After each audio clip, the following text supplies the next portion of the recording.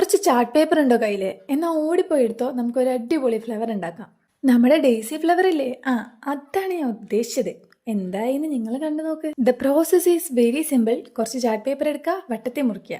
അതിനുശേഷം ഈ കാണുന്ന രീതിക്ക് ഒന്ന് മടക്കിയിട്ട് കുനുകുനാ കട്ട് ചെയ്തെടുക്കുക. നമ്മൾ കട്ട് ചെയ്ത ഓരോ പീസിന്റെ എഡ്ജസ് ഈ കാണുന്ന രീതിക്ക് ഒന്ന് കട്ട് ചെയ്യാൻ മറക്കല്ലേ. ഇത് ചെയ്യുമ്പോഴാണ് നമ്മുടെ പൂവിന് കുറച്ചുകൂടെ ഭംഗിയുണ്ട്. അതൊന്ന് നിവർത്തിയിട്ട് ഒരു കട്ടിങ് കൂടെ കൊടുക്കുക. അപ്പൊ നമ്മുടെ കട്ടിങ് പരിപാടി കഴിഞ്ഞു. ഇനി ഒട്ടിക്കൽ. ഈ കാണുന്ന രീതിക്ക് പേപ്പർ ഒന്ന് ചുരുട്ടിയെടുത്ത് ഒട്ടിക്കുക. നെക്സ്റ്റ് അടിഭാഗം ഒന്ന് കട്ട് ചെയ്ത് കൊടുക്കുക. ഒരു സ്റ്റിക്ക് എടുത്ത് അതിനുള്ളിലോട്ട് വെക്കുക. ഇനി നമ്മുടെ സ്റ്റിക്കിന് പച്ചക്കുപ്പായ ഇട്ട് കൊടുക്കുക. അയ്യോ, കട്ടിങ് പരിപാടി തീർന്നില്ല, ഇതുകൂടെ ഉണ്ട് കേട്ടോ.